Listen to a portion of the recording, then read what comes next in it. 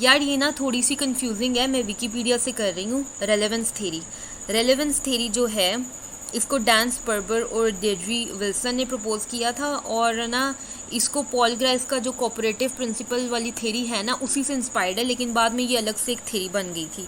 और ये ना रेलेवेंस की बुक है, इसके अंदर ये फर्स्ट टाइम थेरी आई थी। ये फर्स्ट टाइम 1986 में बुक पब्लिश हुई थी और फिर 1995 में ये रिवाइज हुई थी। अब थेरी का देख लेते हैं बेसिक प्रिंसिपल क्या है।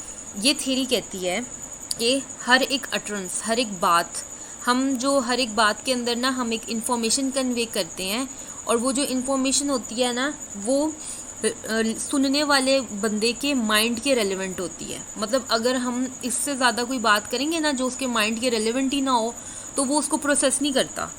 मतलब जैसे ही उसको ज़रा सी हमारी कोई बात रेलेवेंट लगती है ना, समझ में आती है, हिडन कोई बात, कोई इम्प्लीकेट की हुई बात, तो वो ना मज़ीद हमारे सेंटेंस को मज़ीद वो प्रोसेस नहीं करता।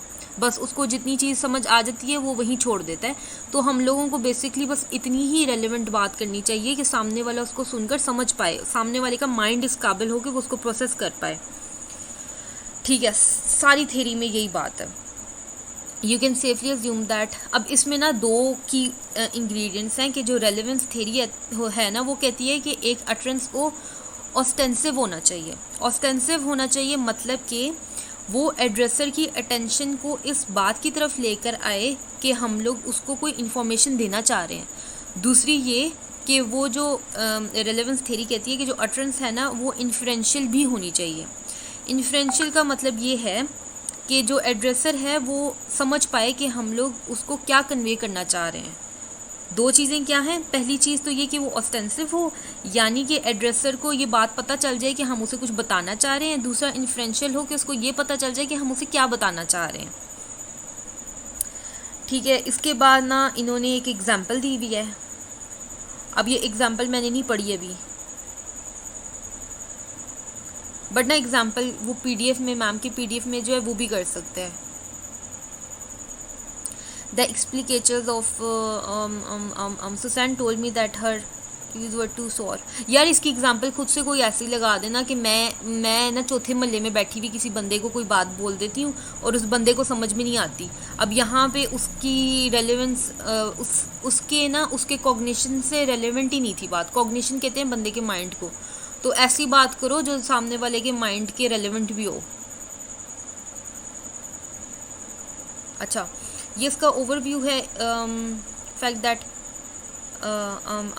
ओवरव्यू में ना बस ओवरव्यू में यही दो बातें कर लो कि ना जब हम लोग किसी बंदे को कोई बात बोलते हैं, अगर हम लोग उसके अंदर ना मतलब कोई हिडन बात हम बोलते हैं एक सेंटेंस के अंदर, वो बंदा उस बात को प्रोसेस करता है, क्योंकि हर सेंटेंस का मतलब उसके लिटरल मीनिंग से ज़्यादा होता है। एक सेंटेंस के बहुत ज़्यादा मीनिंग्स होते हैं। वो बंदा सुनने वाला उसको प्रोसेस करता है, और जैसे ही उसको उसके माइंड के मुताबिक कोई बात रेलेवेंट लगती है ना, वो मज़ीद उस सेंटेंस को प्रोसेस करना छोड़ देता है। वो उसको लगता है कि हाँ उसने सारे मीनिंग समझ लिए हैं, अब वो और प्रोसेस नहीं करेगा और वो अगली बात की तरफ चला जाता है। और दूसरा ये कि रेलेवेंस थ्योरी कहती है कि हम जो भी बात किसी को कहते हैं वो ऑस्टेंसिव होनी चाहिए, यानी कि एड्रेसर सुनने वाले को पता चले कि हम उसे कोई इन्फॉर्मेशन देना चाह रहे हैं। और दूसरी ये कि वो इन्फ्रेंशियल होनी चाहिए हमारी बात, ताकि मतलब कि सुनने वाले को पता चल जाए कि हम उसे एग्जैक्टली कहना क्या चाह रहे हैं। तो आप इतनी ही बात करो अपने सेंटेंस के अंदर जितनी रेलेवेंट हो। मतलब हम लोग कोऑपरेटिव प्रिंसिपल में कहते हैं ना कि कोऑपरेटिव प्रिंसिपल में हमने कह दिया कि जो भी हमारी कन्वर्सेशन हो वो मीनिंगफुल हो, उसमें कोई फजूल बात ना हो।